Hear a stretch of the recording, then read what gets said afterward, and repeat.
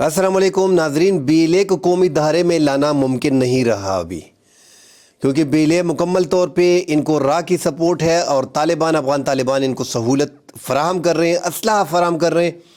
ایران کے بعض علاقوں سے بھی ان کو امداد ملتی ہے۔ تو جب تین ممالک ایک تنظیم کو سپورٹ کریں، ان کو واپس قومی دھارے میں لانا مشکل ہو جاتا ہے۔ ہم نے دیکھا ہے کہ بیلے مسلسل چیک پوائنٹوں پہ حملے کرنے کی کوشش کرتی ہے، اور چند دن پہلے بازاروں میں آ کے موٹر سائیکلوں پہ آ کے ایک گروپ کی شکل میں پورے بازار میں اعلانات بھی کیے تھے۔ تو بیلے اس ٹائم پہ لگا ہوا ہے، علیحدگی پسند ایک تحریک موومنٹ چلانے کی کوشش کر رہے ہیں اور پاکستانی فورسز انہیں کچلنے کی کوشش کر رہے ہیں۔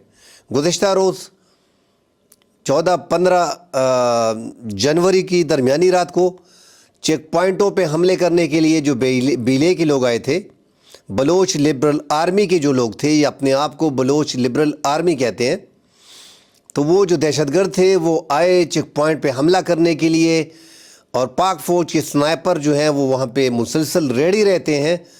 انہوں نے ان کو ہٹ کیا اور 2 دہشت گردوں کو، جو بیلے کے دہشت گرد تھے، ان کو ہلاک کیا، اور جو 2 باقی تھے وہ فرار ہونے میں کامیاب ہوئے۔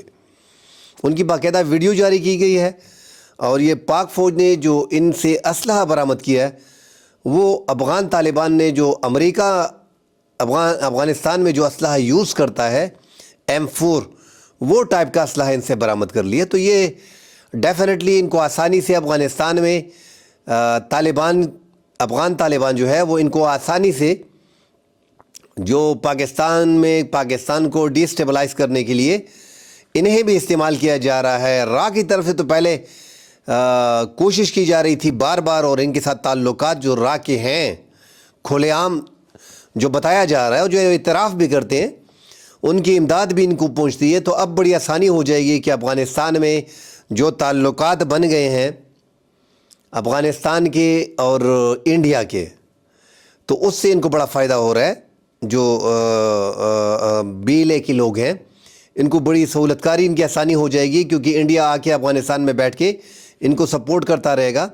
اور طالبان تو ڈیفینیٹلی، پہلے طالبان سے ان کو ڈر تھا، ابھی طالبان کے ساتھ یاری بن گئی ہے، تو یہ پاکستان کو سیاسی عدم استحکام میں دھکیلنے کے لیے انڈیا قریب آ گیا ہے۔ پاکستان کو اپنی پالیسی پہ نظر ثانی کرنا پڑے گی، خارجہ پالیسی پہ اسپیشلی، کیونکہ آپ کے پڑوس میں آپ کا ایک دشمن آ کے بیٹھ کے آپ کے خلاف سازش کرنے میں چالیں رچائے گا، اور آپ کے ملک کو ڈی اسٹیبلائز کرے گا، کیونکہ 2 صوبوں میں ویسے بھی دہشت گردی میں مدد فراہم کرنا اس کو لیے آسان ہو جائے گی، اور ویسے بھی دہشت گردی نے ہے پاکستان میں قدم جما لیے ہیں۔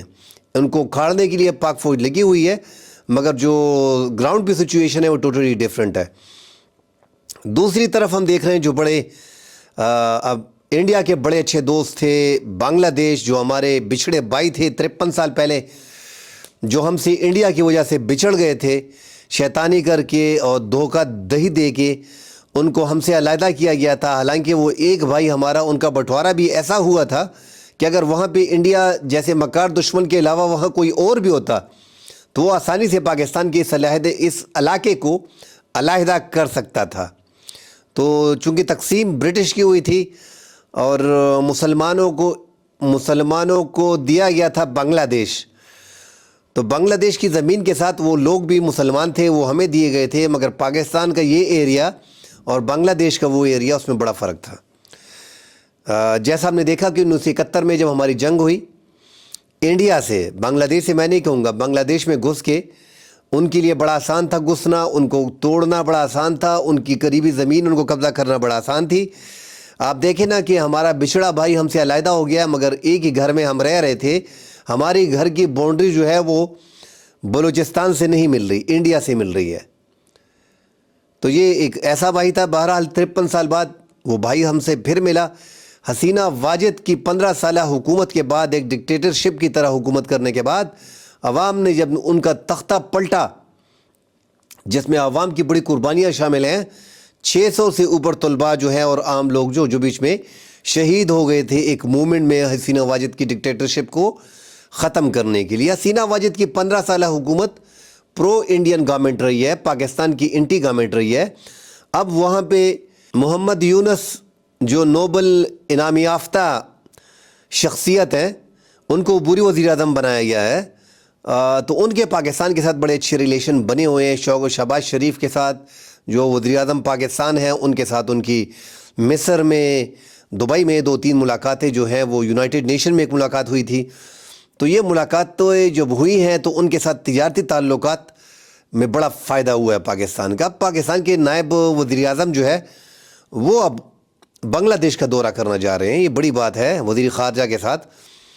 تو تعلقات جو ہیں ہمارے بڑے ڈیولپ ہو گئے ہیں بنگلہ دیش کے ساتھ. جو انڈیا کا ایک بہت اچھا الائی تھا وہ انڈیا سے بچھڑنے کے بعد انڈیا کو بڑا جھٹکا لگا ہے کہ اب بنگلہ دیش جو ہے ان سے علیحدہ ہو گیا. 15 سال بعد 15 سال کی 20 سال کی انویسٹمنٹ کے بعد آخر کار بنگلہ دیش جو ہے وہ پکنے کے بعد پاکستان سے آ ملا ہے.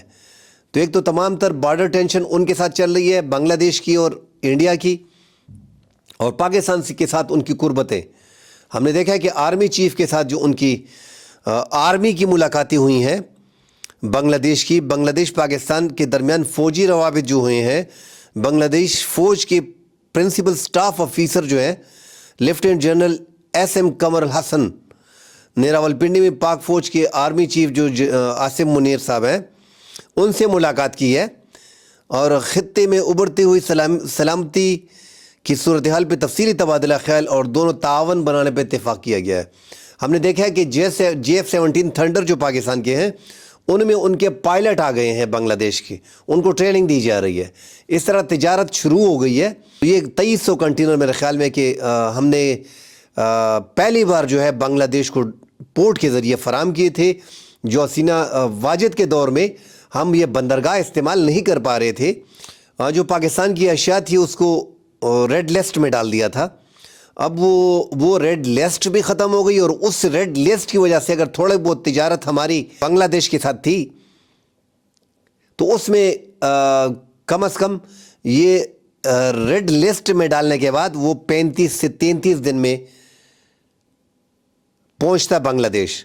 اکثر وہ ٹائم لے کے زیادہ تر 60 دن 65 دن یہ بھی لگ جاتے تھے, کیونکہ آپ کی چیکنگ بڑی سخت تھی اس ٹائم پہ حسینہ واجد کے دور میں.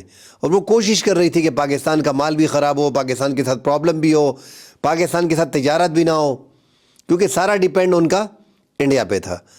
اب ہم دیکھ رہے ہیں کہ پاکستان کا جو کارگو جہاز ہیں بڑی آسانی سے 10-11 دن کے اندر, پہلے جو تھا سری لنکا اور سنگاپور اور ان کے راستے وغیرہ سے جاتا تھا, اب بڑا آسان ہو گیا. پاکستان کا کارگو شپ جو ہے وہ 11 دن کے اندر وہ بنگلہ دیش پہنچ جاتا ہے, اور بنگلہ دیش کے ساتھ ہم تجارت جو ہے وہ مزید بڑھا رہے ہیں. آگے چاول دینے جا رہے ہیں. JF-17 تھنڈر کی بات ہو رہی ہے کہ آگے جا کے JF-17 تھنڈر بنگلہ دیش پاکستان سے خریدنے جا رہا ہے, کیونکہ ان کے پائلٹ جو ہے وہ JF-17 تھنڈر میں بیٹھے بھی ہیں, اور آگے جا کے وہ پاکستان کی آرمی سے ٹریننگ بھی لینے جا رہے ہیں. تو دو طرفہ تجارت جو ہے اس میں اضافہ ہو رہا ہے, بہت بڑی بات ہے. آگے جا کے یہ انڈیا کے لیے اور بھی پرابلم ہوگا. پاکستان کے لیے تو انڈیا اس ٹائم پہ افغانستان میں پہنچ جما رہا ہے, اور پاکستان جو ہے وہ بنگلہ دیش کے اندر جو ہے انہوں نے قدم رکھ لیے, اور دونوں بھائی جو 53 سال پہلے بچھڑے تھے دوبارہ ایک ہو گئے. یہ بہت بڑی ڈیولپمنٹ ہے جو ہم گزشتہ 4-5 مہینے سے دیکھ رہے ہیں کہ بنگلہ دیش کی انڈیا کے ساتھ ٹینشن جو ہے اس میں اضافہ ہوا ہے, اور پاکستان کے ساتھ جو دوستی ہے جو 71 کے واقعات ہیں اسے بھول کے آگے ایک قدم پاکستان نے رکھ دیا ہے. اور آپ 1-1.5 مہینے میں دیکھ لیں گے کہ انڈیا اور بنگلہ دیش کے تعلقات جو ہیں وہ بہت حد تک برادرانہ ہو جائیں گے, جس طرح ایک ملک کے لوگ ہوتے ہیں.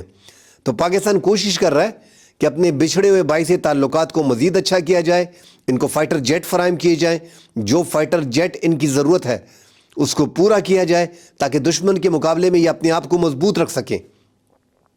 اور انڈیا, پاکستان اور بنگلہ دیش کا دشمن اس ٹائم پہ کم از کم ایک ہے.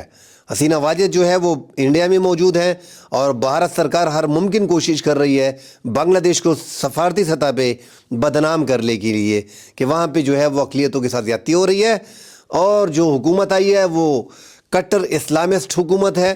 بڑے پروپیگنڈے کیے جا رہے ہیں, مگر بنگلہ دیش نے جو ہے وہ کمر کس لی ہے. بارڈر پہ بھی ان کی ٹینشن ہم نے 2-4 دن سے دیکھی. اب تجارتی معاملات میں بھی پابندیاں لگا دی گئی ہیں انڈیا کی طرف سے, اور بنگلہ دیش نے بھی انڈیا کے ساتھ تجارت پہ روک لگا دی ہے. کل انشاءاللہ آگے جا کے مزید بات کریں گے اگلے پروگرام میں.